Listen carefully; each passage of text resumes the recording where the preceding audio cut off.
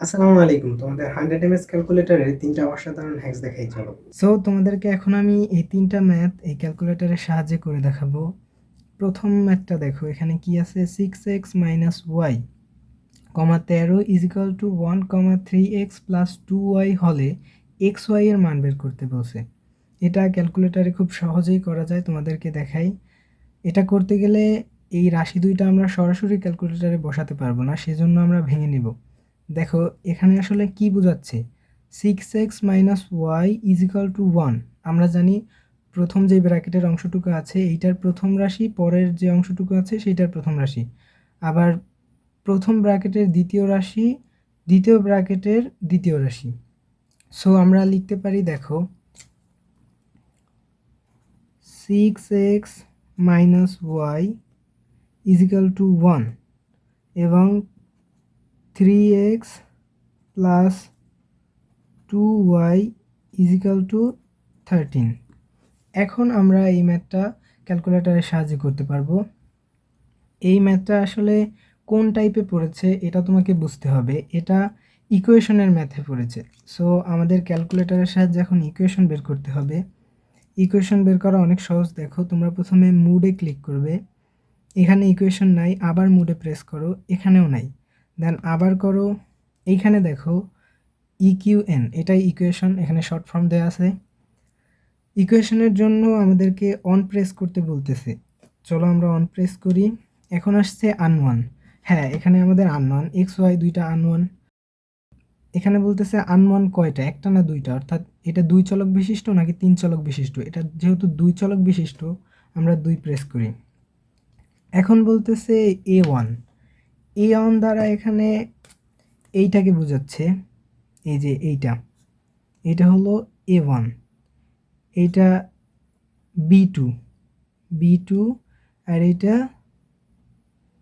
না, এটা B1, এটা C1।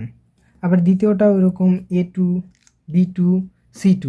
তো চলো আমরা মানগুলো দিয়ে দিই। A1 এর সহগ আছে 6, 6 দিয়ে ইকুয়াল দিয়ে দিবা, 6 দিয়ে দিলা। পরেরটার আছে -1, ওয়াইয়ের সাথে কিছু না থাকলে 1 থাকে, এটা সবাই জানো। -1 ইকুয়াল দিয়ে দিলাম। এরপর সিতে আছে 1, সো 1 দিয়ে ইকুয়াল দিয়ে দিলাম। এবার যাচ্ছে A2, A2 এইটা, সো 3 ইকুয়াল দিয়ে দিলাম। এখানে আছে 2, 2 ইকুয়াল দিয়ে দিলাম। এরপর যাচ্ছে এটা, এটা 13, 13।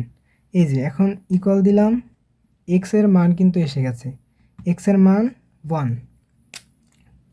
এরপর যদি আমরা আরও একটা ক্লিক করি তাহলে ওয়াইয়ের মান বের হয়ে গেল। তাহলে হলো এক্স ওয়াই = 1, 5।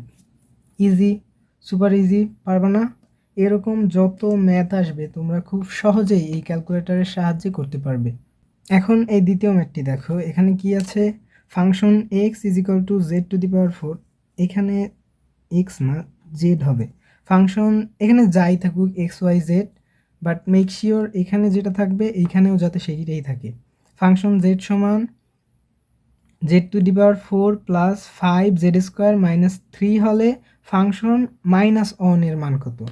সো দেখো এইটা তো আমরা ইকুয়েশনে গিয়ে করা লাগছে প্রথমটা, বাট এইটা করতে তোমার কোনো কিছু লাগবে না, তুমি জাস্ট এইটা তুলে ইকুয়াল দিলেই অ্যান্সারটা বের হয়ে যাবে। আমি তোমাদেরকে দেখাই।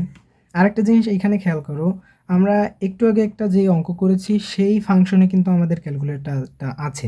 এই ফাংশন থেকে ক্যালকুলেটরকে একদম রিসেট করে নতুন অবস্থায় কিভাবে তোমরা নিয়ে যাবে দেখো, শিফট প্রেস করবে, দেন মুড, এখানে ওয়াল 3তে ওয়াল আছে, 3 প্রেস করে 2 বার ইকুয়াল প্রেস করবে। এখন সব কিছু রিসেট হয়ে গেছে। চলো আমরা এইটা লিখে ফেলি। এখানে জেড আছে, বাট আমাদের ক্যালকুলেটরের কোথাও তো জেড নাই। আমাদের কাছে জেড নাই, কি হয়েছে, এক্স আছে, ওয়াই আছে, এবিসিডি আছে, তুমি যে কোনো একটা ধরতে পারো। আমি এক্স ধরি, চলো। এই যে আলফা, এইটা প্রেস করলে এক্স আসে, আলফা এক্স টু দি পাওয়ার, এইটা দ্বারা টু দি পাওয়ার তোমরা জানো, to the power 4 plus 5 x, x square. এখানে জেড স্কোয়ার আছে, আমরা যেহেতু এক্স ধরছি সেহেতু এক্স স্কোয়ার। তো এক্স স্কোয়ারের জন্য আলফা এক্স, এইটা দ্বারা স্কোয়ার দেওয়া যায়, বা তুমি চাইলে এইটা দিয়ে টু দিলে স্কোয়ার হবে, এইটাই দিয়ে দিচ্ছি আমি। দেন -3 ইকুয়েশনটা উঠিয়ে ফেলছি। এখন জাস্ট তুমি এই ক্যালকে প্রেস করো। ও জিজ্ঞেস করতেছে এক্স এর মান কি। এক্স এর মান যেহেতু আমরা -1 বসাবো, এখানে জাস্ট -1 বসিয়ে দিলাম অ্যান্ড ইকুয়াল প্রেস করো। এই যে দেখো, খুব সহজে, এত সহজে এই অঙ্কগুলো করা যায় ক্যালকুলেটারে।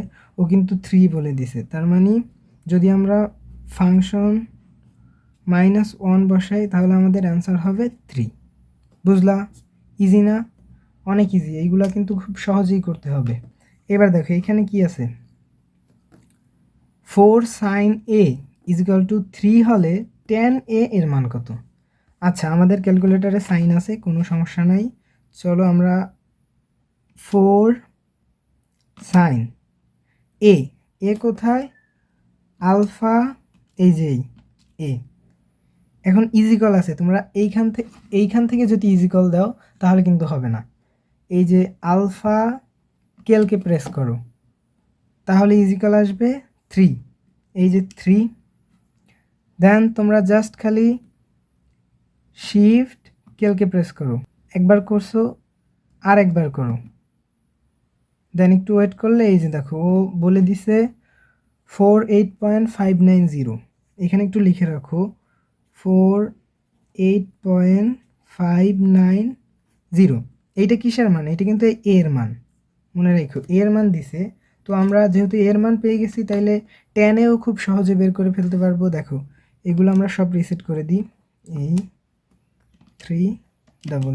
3 আছে আমাদের ক্যালকুলেটারে, 10 প্রেস করো, এর মানের জায়গায় এইটা বসাই দাও, 48.590।